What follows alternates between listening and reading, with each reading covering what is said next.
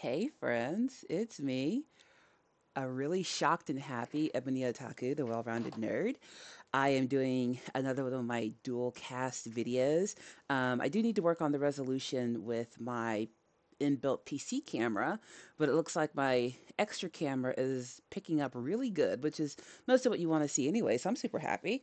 I'm continuing talking about Warhammer 101 today while I get some work done. So two birds, one stone. I have a lot of birds. I'm putting on a painting apron because, as you can see, I'm wearing, you know, a decently cute dress is what I wore for work today. And for those of you who follow me, she's been recovering from knee surgery, which has gone well. But I used to actually change clothes for work, gym, and whatever other extracurricular activity I was going to participate in every day. So I change clothes like 3 times a day. Uh, with this knee surgery, she's not doing that. So apron, and this I love this apron because it's got like the kitty cat on it and stuff. I've had it for like 3 years now. It's great. Let's talk about my painting table because now y'all have a view of it that you haven't had before. I'm in my husband's office. This is going to be the last room that I get to redo because a lot of what's in here is going to end up going into our game room, and our game room is going to not just be a place where we play, but it's going to be where we store our projects, current and new. So when we come in here to paint, it's a more organized space. But when we got married, we chose his house over my house. And this is a man house, can you tell? So slowly over time, we are making some edits and changes, and I'm excited about it because I want to do like for his office what I did for my own in my own office. You've seen it's pink. I've got manga on the wall. I'm not painting his office pink and putting manga on the wall. um, but he really loves D&D. He really loves orcs. I want to do like an orky D&D thing for him in here. So yeah, that's going to be the last project I get to. Because kitchen and bedroom and our bathroom we're going to have hire out professionally, but the other rooms we're doing ourselves. So I'm excited for when I get to do that for him. But anywho, back to this. So just to tell you about my projects and my painting table before I get into more of the Warhammer 101, specifically 30K, because that's where she thrives, is in 30K. But what you see right here, look at how good the camera's picking up. Anywho, I'm marveling at my own stuff. These are actually a Novitiate kill team. And I don't really know much about the novitiates, honestly, because she's so 30K obsessed. And the novitiate it's are a 40K force. I'm mostly painting these for one-page rules and for the fun of it. And I've got 2 boxes of them. But when I started painting, I really didn't know what I wanted to do with them. And somehow this Wonder Woman theme crept up. They're almost done. I just need to do their weapons and accessories now. Those things have been base coated. Now I gotta go back and do the dry brushing on them and whatnot. But I don't know how Wonder Woman became the look, but it works. So, whatevs. But I'm gonna set these to the side because I'm gonna do some airbrushing first. And I don't want these to get anything on them. I'm actually going to put them actually no. I'm not gonna put them over there. I'm gonna put them way over here. Way over here. Yay, that's good. I'm gonna do some airbrushing first because she is 3D printing that prize pack she keeps talking about for Nashcon. And I hope this time I get to give away the prize that I've designated. I did do a giveaway not too long ago, well, Christmas time, this past Christmas, and somebody won, but they didn't claim the prize. So I still have the prize. So we'll talk about that in the holiday season. But for NashCon, our friends at Lead Pursuit are letting me and my husband help out with the beginner games. So, like the people who haven't done Warhammer Aeronautica Imperialis before. And for my part, I'm printing some scenery and planes because Aeronautica is out of production. If you didn't know, there's a huge community of players, but they don't make Aeronautica anymore. So I thought it'd be fun. We're making scenarios and printing scenery, but the scenery and stuff that I print is going to be given away. So, in a drawing. So I'm going pretty ham on the scenery printing, as you can see, but this all just came off my PLA printer. My PLA printer are both bamboos. There's a little piece in here that I think I'm missing up. There it is. I have a bamboo A1 and a bamboo A1 mini. My husband has a bamboo P2S. And this is a little stand I actually printed with that for like holding things up as I dry them to stay organized, but I don't need that right now. This is my Artist Opus palette that I'm going to flip over because that side is my dry brush side, and this side I don't care what happens to it because I'm airbrushing. So, but yeah, see if I can get more of it together here. It all kind of hooks together, and there's 3 different bits of scenery that I'm printing out. Here we go. So I love the way that the guy who designed this did this. Makes it so easy to assemble. I think I need to print one more of these joiner pieces, but that's no big deal. So see, now on the bottom it's completely joined together. I need one more for this side. But he did such a good job. This is part of the scenery that I'll be using. There's going to be more. I forget where this piece goes. It's, oh, I could cap this off with this one. Oop, this way. I can either do that or I can do that. So it's modular. There's 3 separate sets I'm printing. So if you win that contest, you'll get this. What's the contest? Get me to 7,500 subscribers by the 15th of August, and I'm giving away what I print for Adepticon, and it's going to be fully painted. It'll be an Aeronautica Imperialis set. I even have my guy at Mumford Makings I commissioned him to make another set of dials for me to give away. So come on, make it worth it. I want to give something away.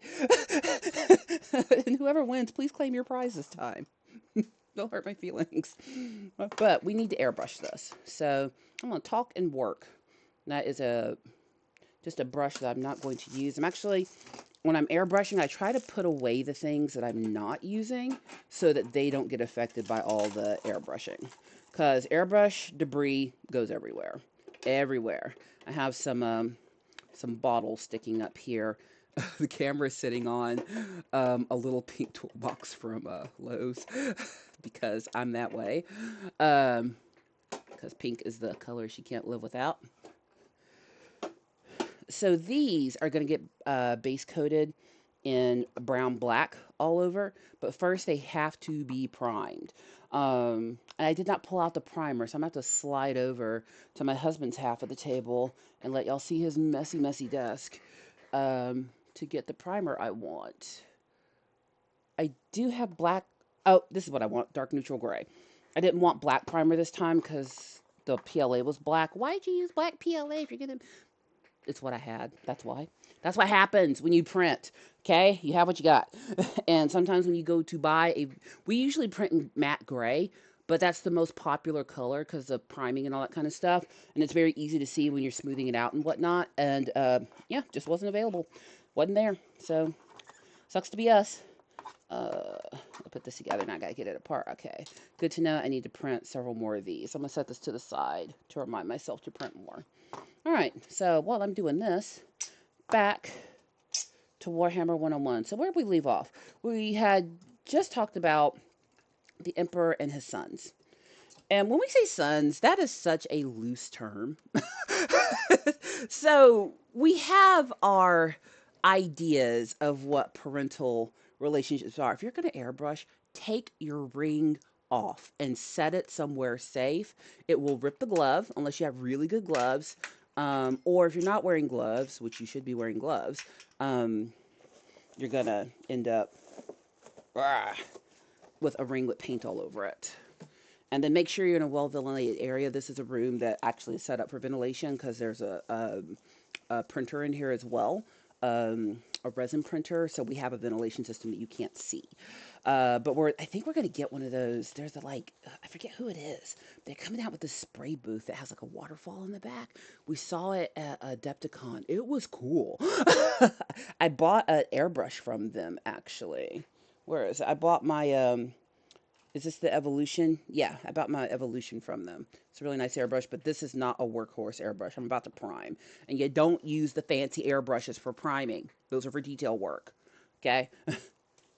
And this is going to go on the shaker while I talk. So we just talked about, good old Emperor made his sons. What's a son? Did the Emperor go find a female to procreate with? No.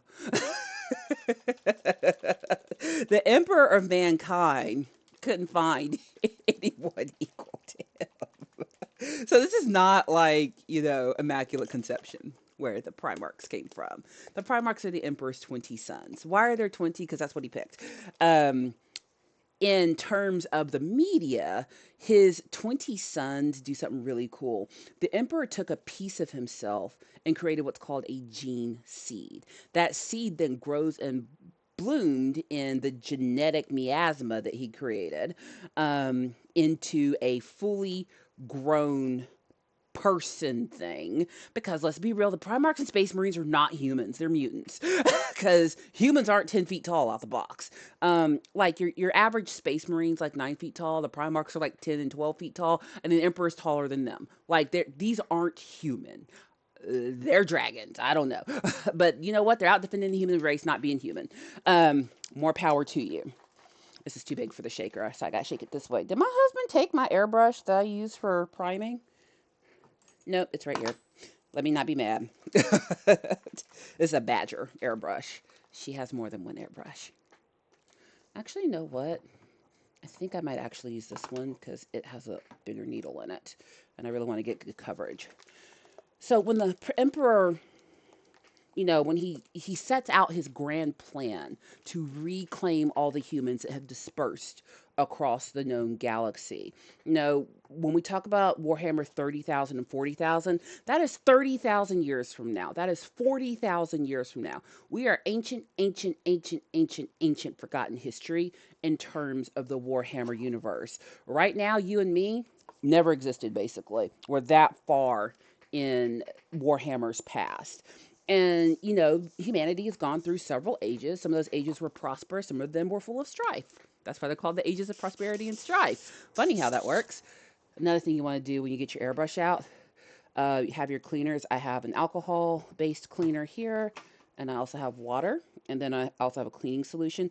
I always like to give a good spray before I start to make sure it's flowing properly, to know if I need to get in there. So if it won't spray water, which this one's not. Every time I sit down to airbrush, there's a problem. See, look at that. You should see something right here, and I didn't. So I'm going to dump the water. I have a dumping cup.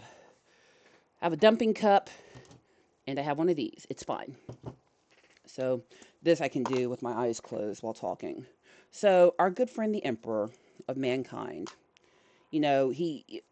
he's realized that humans are no longer a cohesive species. This is a dead needle, by the way, throughout all of the ages that humanity has been through, and as technology has advanced, and as Earth has become less of a planet where humans can thrive and survive, we branched out across the galaxy. It's what you do. We got to manifest that destiny. That's what we're going to do. We manifested our destiny all over the galaxy. We sure did. And we went everywhere. Some humans didn't go that far because some of those humans are on Mars being Mechanicum, and we'll talk about them a whole nother. They deserve their own video. The Mechanicum makes the weapons and bullets. They're allowed to do whatever they want. End of. All right, they make all the toys. They can act however they feel like acting on any given day. That's like the one exception to the no religion rule. Like, oh, Mechanicum wants to believe in the machine god? Toads. Are they still going to make our ships of war? Fine. That's the Mechanicum. I digress. So with that, the Emperor wants to go out and find all of these humans who are, his children, and bring them back to humanity. I'm going to grab my actual airbrush cleaner now. This is made from a concentrate, but we're going to do a scrub-a-dub-dub so I can do some spraying. There we go. Now, I will say, and this is just my personal opinion, I understand the Emperor's desire to bring humanity back together.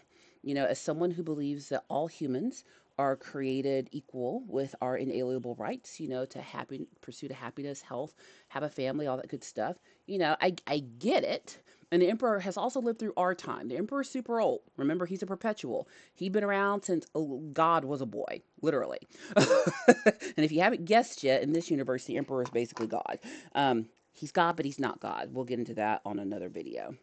The Emperor's like, I need to go out and get my humans back. I need all these people who have run off from Terra, which that's what Earth is called now, because, that's a Latin word. We got to be Latin. Or is it Roman? I forget. But that's what we have to be in Warhammer. This needs to soak a bit. I'm going to throw these in here. There's something stuck in there and I don't like it. If I put that in my airbrush, I'm going to be mad. I don't know how it got like that, but I have more than one way to clean an airbrush. There we go. That's what I need. Try to make sure there's no gunk in here. Very easy to gunk up your airbrush. So he's going to go out, get all the humans. Now, you got to remember, let's think about this reasonably with the humans being away from Earth. And I've talked about this randomly in other videos as I've read Warhammer lore, but let's really think about that. We're talking thousands of years where humans have ventured away from their home planet. I'm going to use I as an example because I can only speak from a place of I can't speak to your experience. I don't know what your experiences are. I only know what my experiences are. But I come from a very specific heritage. I don't know if you could tell. Um, you know, my heritage is not recently native to the North Americas. By hook, crook, ship and whip, that's how people who look like me ended up here in many different ways, and how people who look like you ended up here if you happen to be in North America.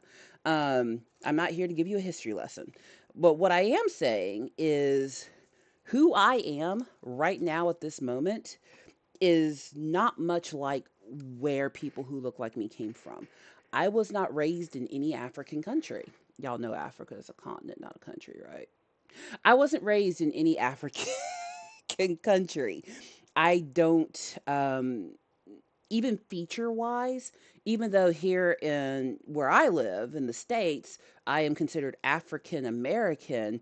If you look at my face and look at somebody who is direct lineage always been in Nigeria, Zimbabwe, South Africa, Kenya, we don't look the same. I'm not even talking like skin color deep, like features, like over time, any biological creature is going to adapt to the environment that they're in. I don't look like them. They don't look like me because we are separated by hundreds of years and distance. And, well, the natural process of procreation. Certain more features got isolated and produced over time. We don't even look the same. We don't have customs that are the same. That doesn't mean that anything they do is wrong or what I do is wrong. It's just different. Different than doesn't mean worse than or better than. It just means different than. And there's nothing wrong with that. The thing would be, though, when people say really stuff, and let me not get political, but when people talk about, going back to your country, this is my country. This is the only life that I know, and I like my country. I like being American. It's fun here. I don't want to learn another way of life. I like the one that I've got. Thank you very much. And there's nothing wrong with that. And same for other people in the places they're from. You know, I know people. I've been blessed to travel extensively, and I know people. A lot of people from Mexico who have family where I live. And I've asked them, like, well, do you want to come to America? And they're like, no, I like my life here. Y'all work too much. I'm like, well, yeah, we are a bit of a workaholic culture. There are other cultures that are more workaholic than we are, though. So I feel like we're not as bad as we could be. There is a level down or up, however you want to look at that. But, people identify with their culture. They identify with, the genetics that go into where they're from. One of the things I do love about being from a country like America, Australia, Canada, we're very unique in that we are combinations of multiple ethnic backgrounds. That's why our food is so good. As everyone during the World Cup is discovering, ranch dressing, y'all. Ranch dressing. That is our little emissary to the rest of the planet. Ranch dressing. But, like, seriously, though, I identify as an American Southerner because I am an American Southerner. I'm not from, the other side of the ocean. And, I don't have to try to make myself be something that I'm not. I can study and learn, which I love learning about other cultures. I think that's one of the things that makes I'm putting the wrong piece on. I think that's one of the things that makes the world so great is that we have so many different cultures. We have so many different ways of looking at the world, so many different ways of showing up. But as time and distance separated different parts of humanity, we all show up in very different ways in the spaces we occupy. Nothing wrong with that. Nothing wrong at all with that. Different than doesn't mean worse or better, just means different. And that is somewhere where the emperor is rather short sighted. Is that different than doesn't mean worse or better than. Because in his head, well, all these humans who have been gone for 20 and 30,000 years, they're going to be so happy. There we go. That I've come to rescue them. See how that water came out? That's what you want. Fixed it. The more you use your airbrush, the quicker you'll get at doing that. I can do that in my sleep at this point. I have a dead needle specifically for cleaning out the airbrush. That's a badger needle, by the way, and that was my fault that it became a dead needle, but it happens. Now I need a little bit of thinner and flow improver. So the emperor has this grand idea, all these humans that aren't, down here with me anymore. I need to go get them. Because obviously they want to be here with me, don't they? Yes, I'm the emperor of mankind. Of course they want to rejoin humanity. Why wouldn't they? I gotta go get them. I gotta go get my people. So, his initial pass at super soldiers, which I keep forgetting the name of the Astartes before they were the Astartes. They're called Thunder Warriors. Just came to my brain. Someone's typing in the comments right now. The Thunder Warriors. Before there were Space Marines, there were Thunder Warriors, and the Thunder Warriors preceded the Custodes, which are the Emperor's personal guard. They're way too overpowered. I have a box of Custodes in my closet in the other room. What am I gonna do with them? I don't know. Probably use them for OPR. This is definitely going to need some thinner because this gray always loops up on me. Mixy. But the Emperor's like, if I'm going to run off across the galaxy to worlds known and unknown, I am going to need some help. Which initially the Thunder Warriors helped him conquer Terra, Earth, get it back under control because Earth was a whole hot mess. And the Emperor set up his shop in the Himalayan mountains. What does that sound like? Himalayas? You'll notice a lot of words in Warhammer, which honestly appeals to my highfalutin inner snob, which is why I'm wearing a fancy dress while I paint. Tend to be that way, just a fancier version of what we know now. And he sets up his lab and he commits to doing genetic experimentation and a little bit of warp experimentation. We talked about the warp in our last one-on-one session. It's a parallel universe, pretty tricksy and false in there. And he crafts his 20 genetically perfect sons.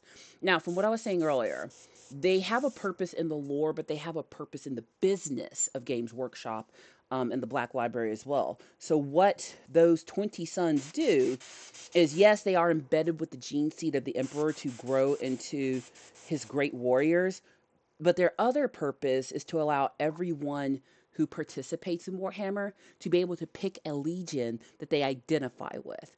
Which there, of course, there's the Xenos races, the aliens. There are the Novitiates I just showed you. There are other things. We're talking 30K right now. 30K is primarily Space Marines. There are a couple of other races that are like Eldar are part of 30K.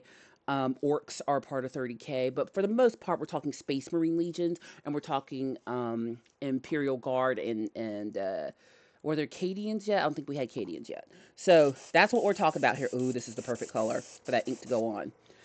So that's what we're talking about. And what they did, and I think they were so clever for this, is because they gave everyone someone to identify with. Like, let me give you an example. These 20 sons of the Emperor. I can only talk about the ones I know the most about, because there's a couple of them I don't know jack about. Let me just be honest. But Fulgrim, which is the Emperor's Children, that is the legion that I play in 30K. In the tabletop game, we talked about the different media in the last video. The Emperor's Children focus very much on art and preserving the beauty of what humanity has created. One of the reasons that I personally took to the Emperor's Children, which, yes, they did fall to chaos. They are a traitor legion, well aware of that. But one of the reasons that I love them so much is before Fulgrim fell, he was so focused. He is focused on perfection. He's a little bit of a sycophant that way, but he cared about preserving what humans are, our art, our literature, our history, our music. His ships had the most remembrancers on them of any legion. They welcomed them to chronicle, that's my dog, to chronicle what happened during wars. Charles, Charles, Charles Xavier Wu. Come here. Leave Jack alone. Come here, baby. His whole name is Charles Xavier Wu. He's tall enough to get in the camera. Yes, you such a protective boy. Did you protect mommy? Yeah, you did. Yeah, right. That's right. You growl at them thunders. It's thundering outside. And to him, that sounds like an intruder. He's not scared of thunder, which I love, but he does think it's an intruder. Good boy. When I'm home and I'm by myself, I don't mind if he barks. Doesn't bother me a bit. Good job, Charles Xavier Wu. And his Xavier spelled with an A. Xavier, because I'm that way. Anywho, woo woo. Charlie Woo. Charlie. Charlie Woo. Go lay down, baby. Good boy. That's a good Charles. See how he snuggled up against me? Does your dog bite? What were you going to do?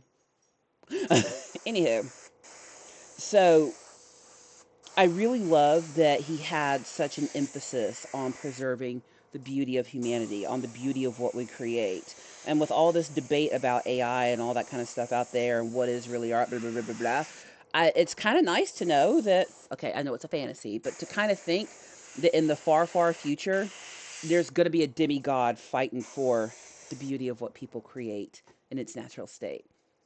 It's kind of great, you know. Um, those are my feelings. They may not be your feelings, and that's fine. This is gonna be such a cool set when it's painted. I'm so excited. I'm having way too much fun with this. I don't know if I'm doing this for me or y'all at this point, because I can just print another set for myself. Of course, if y'all get me to 7,500, I get to just keep it. But I would love. I'm gonna paint it as if I was gonna use it. Y'all know I'm a little bit of a ridiculous painter, which Fulgham would approve of everything I'm doing here because this is art that humans are creating. Now, the legion that I like did fall to chaos, but that's another story we'll get to on another day. Another legion that I really love is the Salamanders, led by Vulcan. He is the darkest skinned of the Primarchs. He grew up on a planet where having really dark skin, obsidian they call it in the books, good for you because they're some real bright. But the Salamanders are one of the more resilient. They are the most resilient legion, and their Primarch is a perpetual. And their world is so terrible, like before the Emperor's genetics got involved, that planet had people on it who could walk on suns and drink acid because their planet's rough. It's just that kind of rough. Or you look at someone like Rabute, who was raised to be a statesman, a politician, a great educator, just somebody everyone looks up to, and kind of like that person that like is so great that you wonder if anybody can be that great, but then it turns out, yeah, they are. That's Rabute. He is as great as you think he is. And on down the line, the Khan, Jagatai Khan, he has a more Asian aesthetic to him, but he is a shadow in the Legion. Nobody knows what the Khan's out there doing, but they know he's doing great things half the time. And a lot of times people call him the Khan instead of by his full name, Jagatai Khan. But one thing they're known for is speed bikes, being on speeders when they fight, which is kind of like if you think about the Mongolian riders in the steppe on their horses using the bow and arrow, like they did their homework. They did a really good job of connecting our historical um, traits as humans to these legions. And what that allows is everyone to find themselves in the media so that nobody feels left out. I mean, honestly, you have to give it to Games Workshop and the Black Library. That was clever to do that, to just have diversity built in from the get-go. So that's who the Primarchs are, both to the Emperor and to us as readers and participators in the games. And when the Emperor is creating these Primarchs, he's looking at them as basically, since I'm creating them, they're my sons.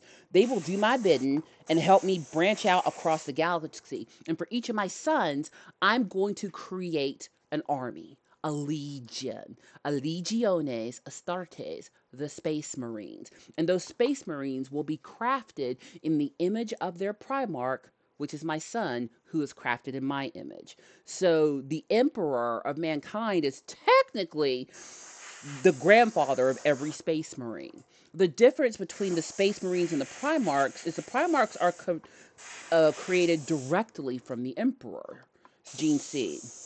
Space Marines are created from the combination of a human body who passes a whole bunch of tests to prove they're worthy of being a Space Marine and going into the training, and having the implantation of their Primarch's gene seed in them, which even if you survive all the other tests, the implantation of the gene seed could take you out. It's a whole thing. But by the time all that's done, they ain't human no more either. But these Primarchs were going to be his most trusted warriors, my sons. If you can't trust your kids and your parents, who can you trust? Which explains a lot of people's trust issues, because they can't trust their parents and their siblings.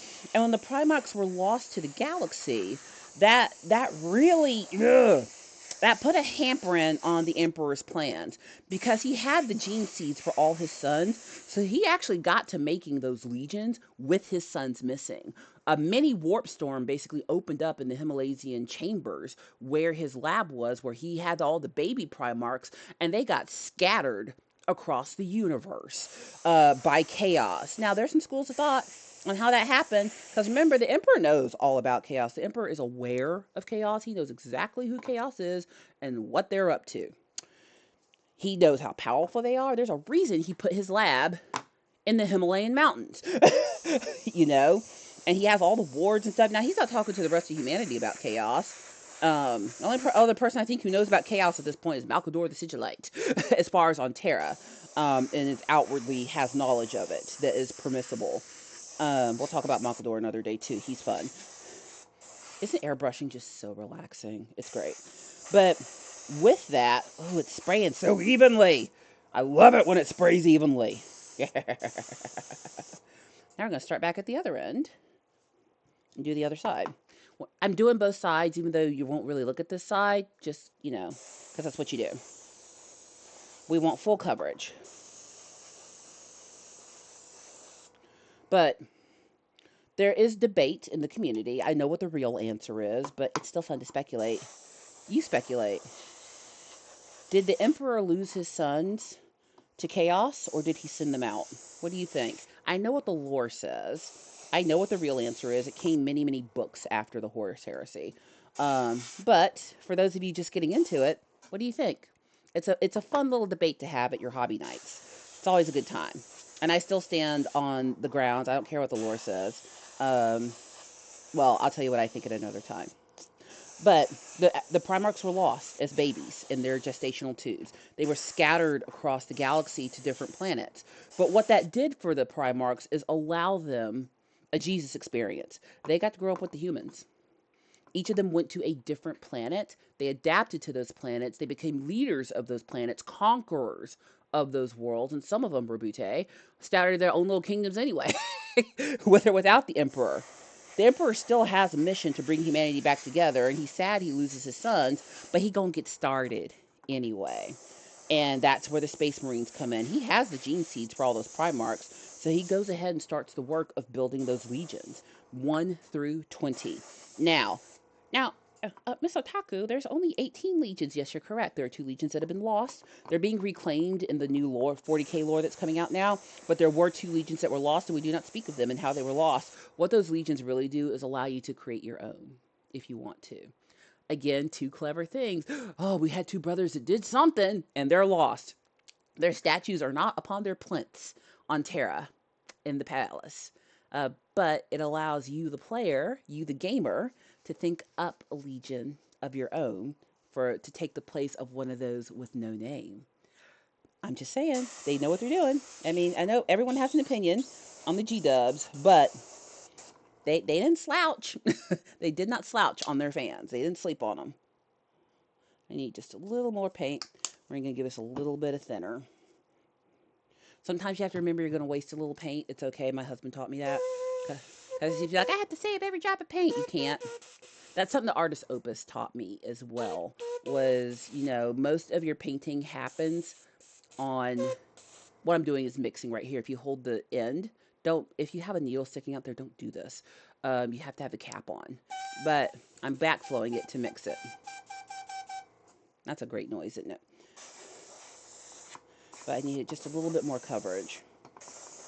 There we go. I have one more model. I love this thin, when I thin out the primer like this, it dries so quickly. And I can just get on to the next thing. But the Emperor, he has a mission. He's going to go do what he set out to do, whether he has his Primarchs or not. He don't know where they're at. They're out there somewhere. But he makes the legions, 1 through 20, 18. Makes them all, and he loads up. He names his generals, and it's like, okay, boys, saddle up your horses. We got a trail to blaze. Okay, look. I was a church kid in the 90s. It's a big song. Can't help it. He saddles up the Space Marines, and they're going to go out and start conquering the galaxy. You know, now, he is going to end up finding each of these Primarchs on different worlds. And depending on which Primarch in which world he encounters is going to tell the tale of how that goes. Because some of the Primarchs are like, about time you got here, took you long enough. And some of the Primarchs are like, I've been doing fine without you. So why do I need you? But the whole story of the Primarchs is, it's kind of tragic because not all of them have the same situation. So the main Primarch who really kicks off this whole 30K, the 30K namesake is Horus. There's a reason it's called the Horus Heresy. The first Primarch, he's not the first Legion because they're numbered 1 through 20, but they had their numbers before they were scattered, which confuses some people. It confused me, honestly. I was like, well, how can Fulgrim be number 3, but he was like the 14th that was found? What's going on? But he initially finds Horus. And Horus is one of those Primarchs that when he meets his father, remember, this is one-on-one. I'm not going into all the crazy details. But he's one of the Primarchs that actually recognizes his father for who he is. They have a bit of a challenge together when the Emperor comes to his planet, but there is such a bond between Horus and the Emperor that even though all the Primarchs are the Emperor's genetic sons, he says that Horus is like a son to him, which means he's the favorite. That's what that means. He is the favorite. And there is a period of time for about, what is it, 200 years, I think, that the Emperor is just out making war with Horus, what Space Marines they have, and no other Primarchs have been found yet. They do eventually run across the other Primarchs and bring them into the fold. All those Primarchs have been raised differently, but because Horus and the Emperor, the first Primarch he found, and the one who was most like the Emperor, because they found each other first, they have a bond that is unlike anything the other Primarchs can say that they have with the Emperor. They have a bond that no one else can share. Like, have you ever met someone who was the youngest child and their siblings were all 15 and 20 years older? It's a big gap. Think of it like a big age gap. Even though the Primarchs are all basically the same age, that time with the parent is much different. And there is no mistaking that Horus is the favorite. There's no way to mistake that. And everyone knows it. Everyone knows Horus is the favorite. And as time goes by, Horus and the Emperor are able to get to all of these myriad worlds, get the other Primarchs, give them their legions, and keep conquering the galaxy in the name of the Emperor and Terra. That takes us to the year 2999 up to the actual year 30,000 when it starts to hit the fan. In the next video, which I'm going to film right after this one, we're going to talk about what happens next and primarily focus on Horus. Please like, comment, and subscribe, and I'll see you in the next one.